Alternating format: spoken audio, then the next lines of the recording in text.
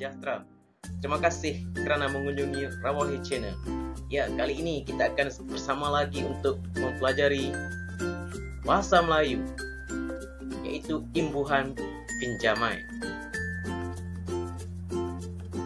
Cuba kita tengok apa yang dimaksudkan dengan imbuhan pinjaman.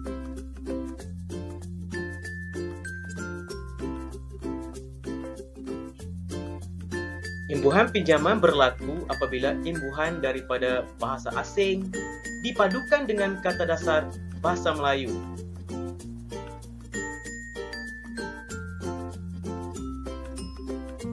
Imbuhan pinjaman terbahagi kepada 3 subgolongan. Yang pertama, dipinjamkan dari bahasa Sanskrit.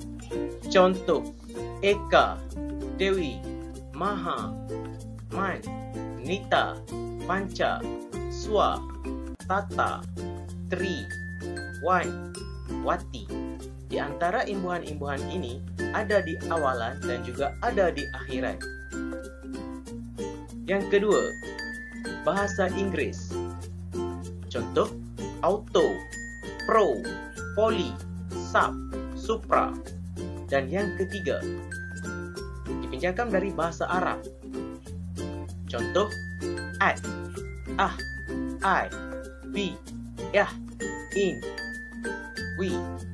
Mari kita lihat seterusnya.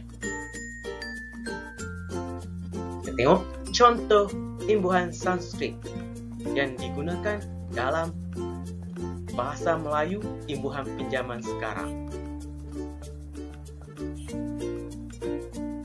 Pertama, dwi bermaksud dua.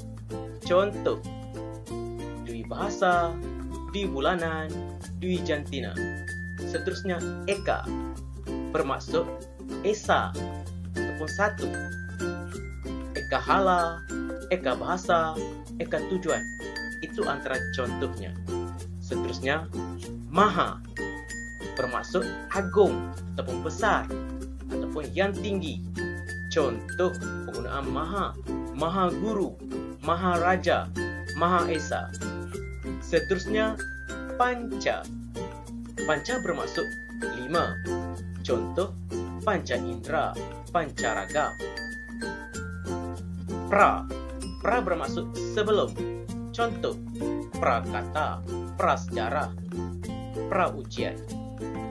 Seterusnya, imbuhan tata. Tata membawa maksud peraturan, kaedah, sistem atau susunan. Contoh perkataannya ialah tata bahasa, tata cara, tata susila. Seterusnya ialah imbuhan juru. Apa yang dimaksudkan dengan juru ini? Yaitu orang yang mahir dalam sesuatu bidang. Contoh, juru rawat, juru hebah, juru bahasa. Seterusnya, man. Ini ialah imbuhan akhiran. Man ialah pelaku sesuatu perbuatan atau pemilik sifat. Contoh, seniman, budiman. Seterusnya ialah wan. Bermaksud mahir dalam sesuatu bidang. Contoh, karyawan, sastrawan, jutawan. Seterusnya pula ialah wati. Wati ini bermaksud wanita mempunyai kepakaran dalam sesuatu bidang. Contoh, pragawati, seniwati, olahragawati. Seterusnya, contoh ayat daripada imbuhan Sanskrit tadi. Golongan mahasiswa dilarang bergerak aktif dalam mana-mana pertubuhan yang bertentangan dengan dasar kerajaan. Perkataan di sini ialah mahasiswa. Seterusnya, contoh yang kedua. Ranting kayu itu mempunyai 3 cabang.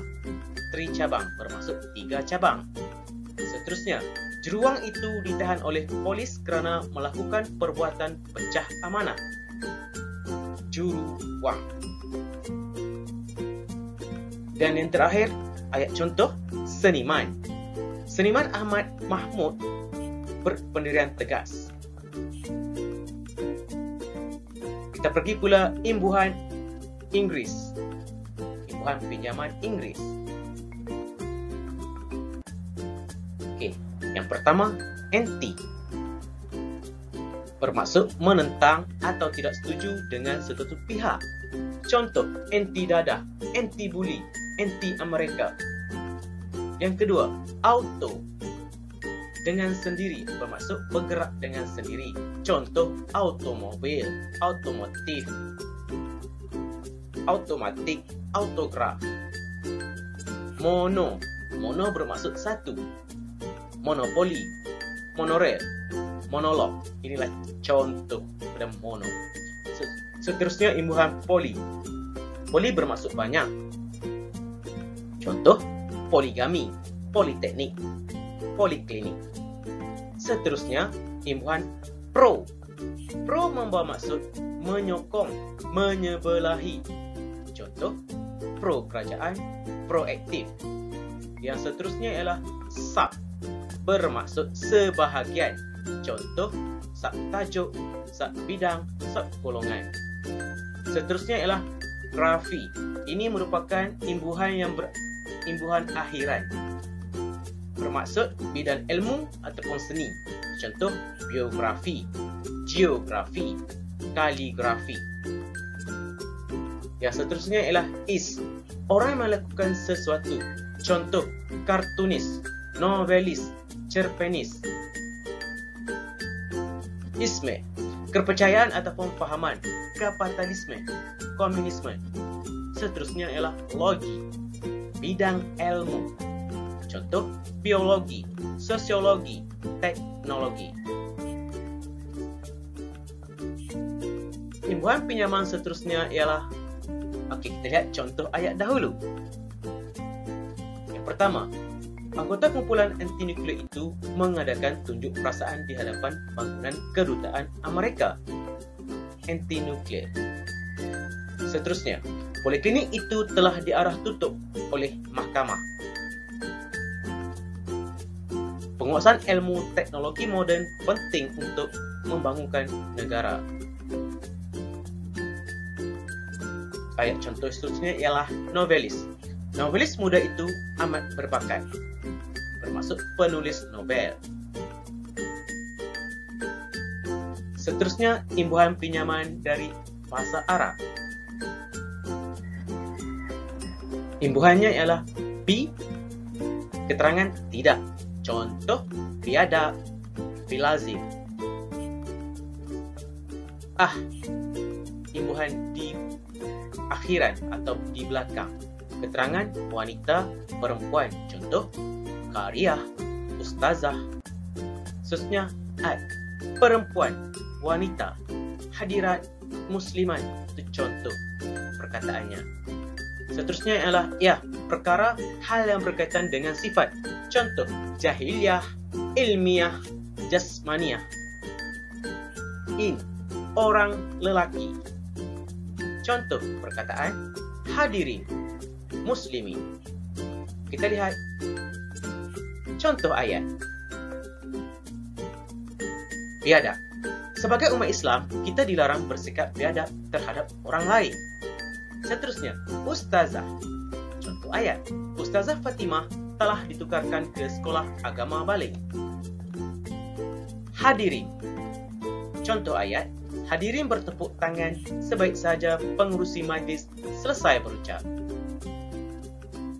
Kaum muslimat mestilah taat kepada suami. Katanya ialah muslimat. Kita tengok info bahasa di sini. Dalam penulisan atau binaan ayat, imbuhan asing maha mesti ditulis rapat ataupun bersambung dengan kata dasar sekiranya kata dasar tersebut terdiri daripada kata nama. Contoh, maha guru. Mesti ditulis satu perkataan itu maha guru. Contoh kedua, maha siswa. Dan satu perkataan maha siswa.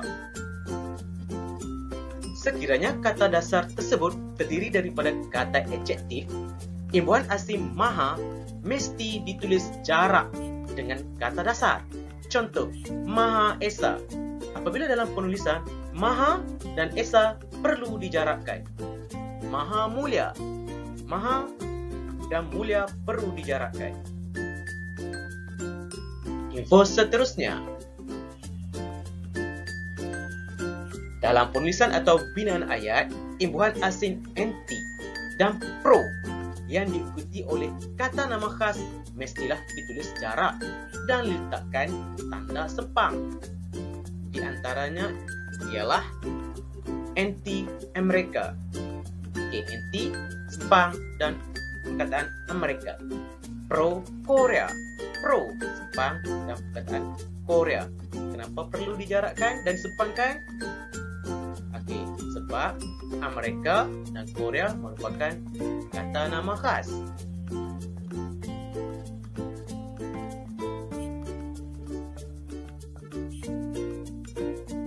Soalan berkaitan imbuhan pinjaman boleh didapati di ruang description di bawah. Bye-bye, jumpa lagi. Sekian, terima kasih.